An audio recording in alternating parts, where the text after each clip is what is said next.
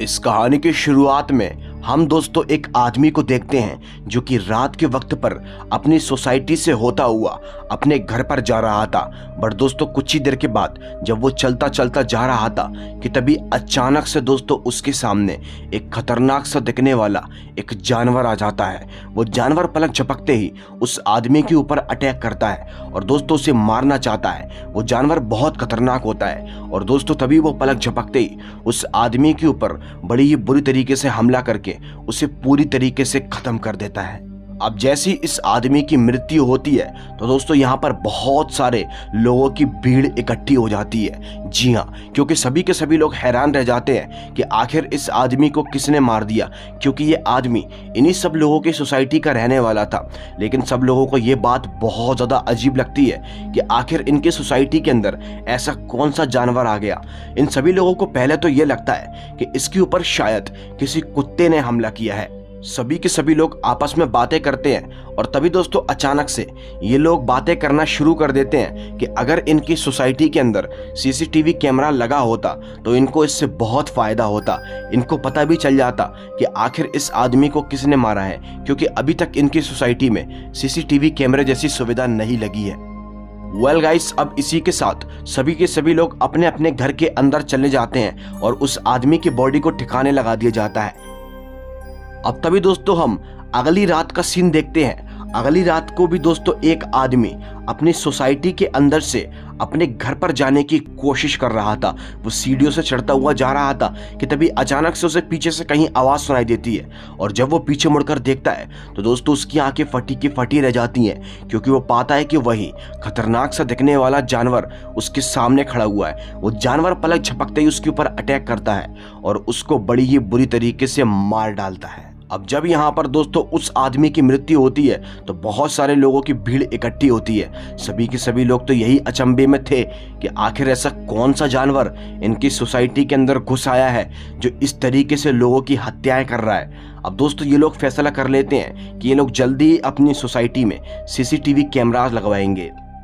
Anyways guys, अब हमको बाहर का सीन दिखाया जाता है। बाहर रात के वक्त पर हम देखते हैं एक आदमी अपनी बाइक पर बैठकर अपने घर पर ही जाने वाला था। बट इससे पहले कि वो जा पाता कि तभी अचानक से उसे रोड के ऊपर एक वही खतरनाक सा जानवर दिखाई देता है। वो जानवर दोस्तों पलक झपकते ही उस आदमी पर अटैक करके उसे जान से मारकर खत्म कर देता है। अब ऐसी वारदातें आम होती जा रही थी, लोगों की हत्याएं भी होती जा रही थी।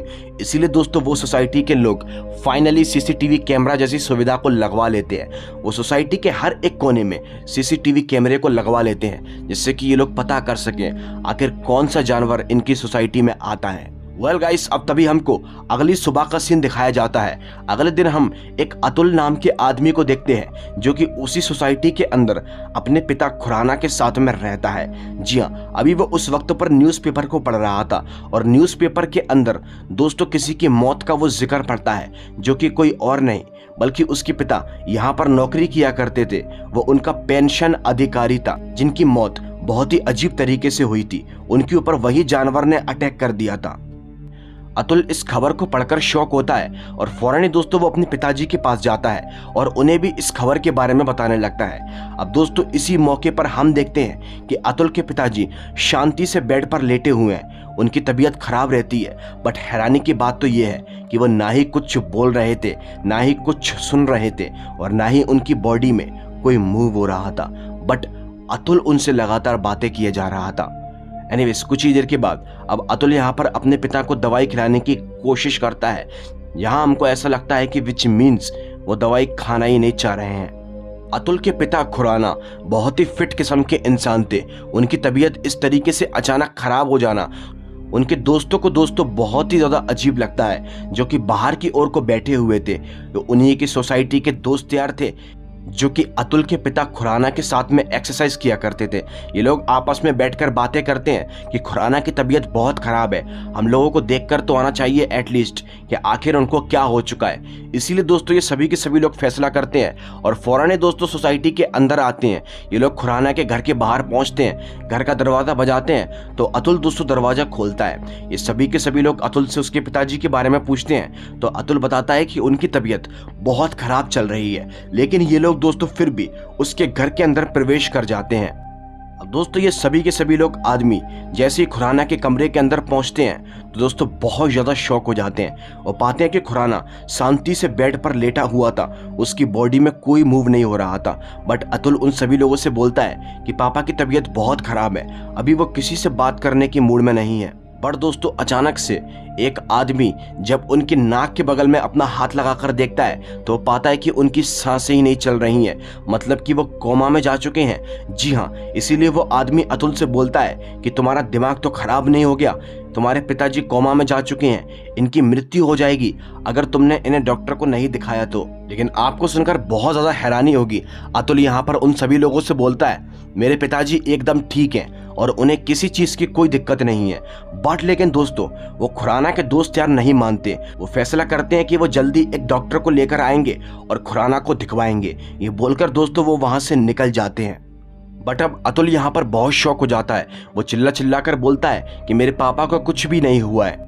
वेल गाइस, अब इसी के साथ हमको अगले ही सीन में उसी आदमी को दिखाया जाता है जो कि डॉक्टर को लाने की बात कर रहा था। वो आदमी दोस्तों अपनी पोती के साथ में सोसाइटी से निकलकर जा रहा होता है। ये रात का वक्त हो रहा था, अंधेरा हो रहा था कि तभी अचानक से दोस्तों उस आदमी के सामने वही खतरनाक सा दिखने वाला जानवर आता है और एकदम से आकर उस आदमी के ऊपर अटैक कर देता है। और दोस्तों देखते देखते वो जानवर उस आदमी को बड़ी बुरी तरीके से मार डालता है। लेकिन हैरानी की बात तो ये है वो जानवर उसकी पोती को नहीं मारता और यहाँ से निकल जाता है। बट दोस्तों ये सब कुछ सीसीटीवी कैमरे में रिकॉर्ड हो चुका है। अब जब कुछ ही देर के बाद यहाँ पर लोगों की भीड़ इकट्ठी होती है तो सभी के सभी लोग उस आदमी को मरा पाकर बहुत ज़्यादा शॉक हो जाते हैं। इसलिए दोस्तों अब ये सभी के सभी लोग सीसीटीवी फुटेज को चेक करने की कोशिश करते हैं। इन लोगों ने जैसे ही सीसीटीवी फुटेज को चेक किया तो दोस्तों ये लोग उस खतरनाक से दिखने वाले दानव को साफ साफ देख पा रहे थे जो कि लंगड़ा कर चल रहा था। लेकिन ये लोग इस बात का अंदाज़ा नहीं लगा पा रहे थे कि आखिर ये कौन सा जानवर है, क्या ये कोई बड़ा कुत्ता है। खैर अब कोई भी हो, इन लोगों को पता तो चल चुका है कि इनकी सोसाइटी में एक खतरनाक जानवर घूम रहा है। अब सीसीटीवी कैमरे में ये दिखाया जा रहा था कि दोस्तों ये जानवर अतुल के घर के साइड से आ रहा था। आप लोगों ने बिल्कुल सही सुना। इसलिए दोस्तों यहाँ पर अब एक आदमी और एक लड़की जिसका नाम प्रीति होता है और लड़के का नाम विनोद होता है, ये दोनों के दोनों फैसला करते हैं कि अब ये लोग अतुल के घर के अंदर जाएंगे और पता करने की कोशिश करेंगे कि आखिर में माजरा क्या है, कहीं ये जानवर वहीं पर तो नहीं पला है। अब ये दोनों के दोनों दोस्तों जैसे ही अतुल के घर के पास पहुंचते हैं तो दोस्तों ये दरवाजे को बजाते हैं बट दरवाज़ा नहीं खुलता। अब ये जैसे ही दोस्तों दरवाजे को खोलने की कोशिश करते हैं तो दरवाज़ा दोस्तों अपने आप ही खुला हुआ था। ये लोग घर के अंदर प्रवेश करते हैं, इन्हें अतुल कहीं भी दिखाई नहीं देता। ये आगे की ओर बढ़ते जाते हैं तो दोस्तों ये लोग खुराना के कमरे तक पहुंच जाते हैं जहां ये लोग उसको बेड पर पाते हैं। इसे देखकर दोस्तों ये लोग बहुत शॉक हो जाते हैं। ये लोग उसकी हालत को देखकर समझ जाते हैं कि खुराना की अब मृत्यु हो चुकी है। जी हाँ, आप लोगों ने बिल्कुल सही सुना। लेकिन इन लोगों को ये बात बहुत ही ज़्यादा दिल दहलाती है कि आखिर जब इनकी मृत्यु हो चुकी है तो अतुल इनको अभी भी घर के अंदर क्यों रखा है। इनकी बॉडी भी धीरे धीरे करके सड़ रही है, गल रही है। इन्हें कुछ भी समझ में नहीं आता। ये फैसला करते हैं कि सोसाइटी के सारे लोगों को जाकर बताएंगे। लेकिन दोस्तों ये लोग जैसे ही यहाँ से बाहर निकलने की कोशिश कर रहे थे कि तभी अचानक से इन्हें पीछे से कुछ आवाज़ें आती हैं। और दोस्तों विनोद जैसे ही पीछे मुड़कर देखता है तो दोस्तों वो उसी खतरनाक से जानवर को देखता है। दोस्तों वो जानवर फौरन ही अब विनोद पर पलक झपकते ही अटैक कर देता है और उसे मारने की कोशिश करता है, उसे मारना चाहता है। ये सब देखकर दोस्तों प्रीति फौरन ही वहां से भाग जाती है और वहां जाकर दोस्तों सभी लोगों को बताती है कि आखिर विनोद के ऊपर भी उस जानवर ने अटैक कर दिया है। वो जानवर कहीं और नहीं बल्कि खुराना के घर के अंदर मौजूद था। ये बात सुनकर दोस्तों सारे के सारे लोग प्रीति के साथ फौरन ही खुराना के घर के अंदर पहुंचते हैं, लेकिन वहां उन्हें कोई भी जानवर दिखाई नहीं देता। अब ये लोग थोड़ी देर और इंतजार करते हैं और तभी दोस्तों प्रीति इन्हें उस कमरे में लेकर पहुंचती है जहां पर खुराना की डेड बॉडी थी। वो बताती है कि देखो अतुल अपने पिता की लाश को काफी दिनों से यहाँ पर रखा हुआ है जबकि इसके पिता की मृत्यु हो चुकी है। और एक्चुअल में दोस्तों वो लोग जब उसके नाक की तरफ हाथ लगाते हैं तो वो पाते हैं कि वो मर चुका है। जी हाँ, आप लोगों ने बिल्कुल सही सुना। बट फिर भी दोस्तों ये लोग एक बार कंफर्म करने के लिए वहां पर फौरन ही एक डॉक्टर को बुलवाते हैं। डॉक्टर वहां पर चेक करने की कोशिश करता है, लेकिन इसी बीच दोस्तों अतुल भी यहाँ पर आ जाता है। अतुल यहाँ पर आता है तो चिल्लाना शुरू कर देता है, बोलता है कि मेरे पिताजी को छोड़ दो, उन्हें कुछ भी नहीं हुआ है, वो एकदम फिट एंड फाइन है। लेकिन डॉक्टर दोस्तों सभी लोगों को बताता है कि इनकी तो मौत हो चुकी है, वो भी अभी नहीं, 1 हफ्ते पहले ही इनकी मौत हो चुकी है।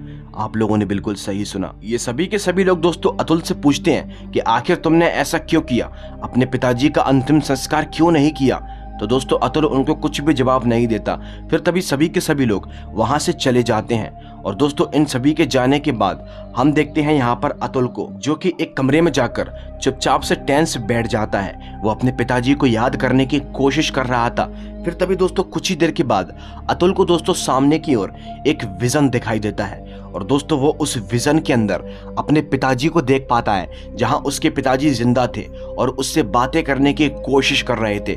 उसके पिताजी फिट रहने के लिए किसी तरह की कोई दवाई को खाते थे, जिस दवाई का नाम था दोस्तों लाकड़ बाटी। और उन्होंने इस दवाई के बारे में अतुल को भी बताया था।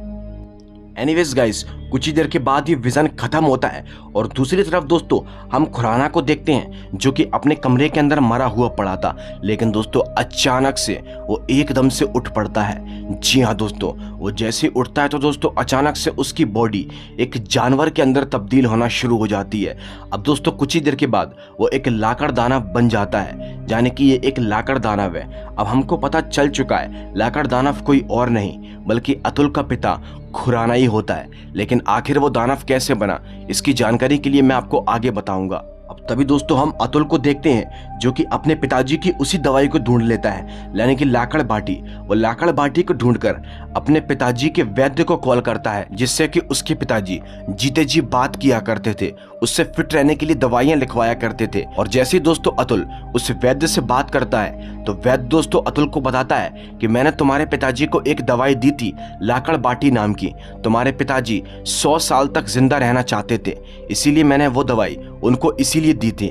बट मैंने दवाई को देते हुए कहा था कि इस दवाई के कुछ साइड इफेक्ट्स भी हो सकते हैं। हो सकता है कि तुम्हारी बॉडी किसी अलग ही चीज के अंदर तब्दील हो जाए, और शायद मुझे ऐसा ही लग रहा है कि उनके साथ कुछ गलत हो चुका है। अब तभी दोस्तों अतुल उस वैद्य से पूछने की कोशिश करता है कि आखिर उसके पिताजी को ठीक करने के लिए ऐसे कौन से उपाय हैं। लेकिन जब वो ऐसा बोलता है तो दोस्तों वो वैद्य फौरन ही कॉल को कट कर देता है। भाई ये सब देखकर अतुल बहुत ही डर जाता है। इसी बीच उसे किसी दानव के घुर्राने की आवाज सुनाई देती है। दोस्तों वो जैसे अपने पिता के कमरे के अंदर जाता है तो वो देखता है कि वहां पर वही लाकड़ दानव है। जी हाँ दोस्तों, वो लाकड़ दानव देखने में बहुत भयानक दिखता है।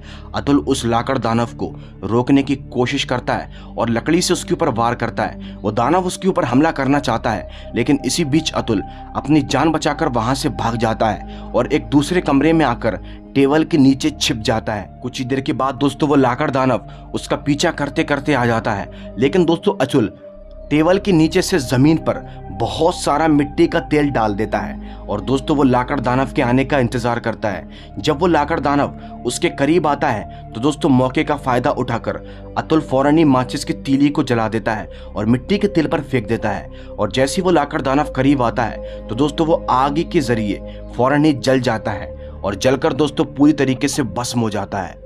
यानी कि अतुल ने उस लाकड़ दानव को मार डाला था। और कुछ ही देर के बाद दोस्तों यहाँ पर सोसाइटी के और भी लोग पहुंच जाते हैं, जो कि दोस्तों अंदर आते हैं तो वहां पर राख पड़ी हुई दिखाई देती है। और तभी दोस्तों वो थोड़ा सा और अंदर जाते हैं तो उनको दोस्तों अतुल पड़ा हुआ दिखाई देता है। जी हाँ, जो कि बहुत ही गंभीर हालत में पड़ा हुआ था। अतुल की बॉडी पर कुछ अजीब अजीब से निशान थे, लेकिन उसकी सांसें अभी भी चल रही थी, विच मीन्स कि वो जिंदा है।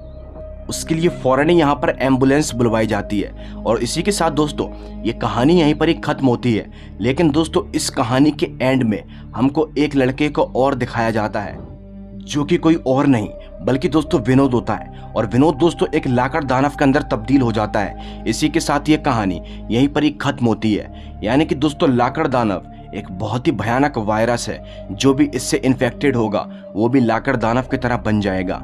उम्मीद करता हूं दोस्तों आज की कहानी आप लोगों को बहुत पसंद आई होगी। अगर वीडियो अच्छी लगी हो तो लाइक करके चैनल को सब्सक्राइब कर लेना। मैं आपसे मिलूंगा एक और दिल दहला देने वाली कहानी के साथ। तब तक के लिए बहुत बहुत धन्यवाद।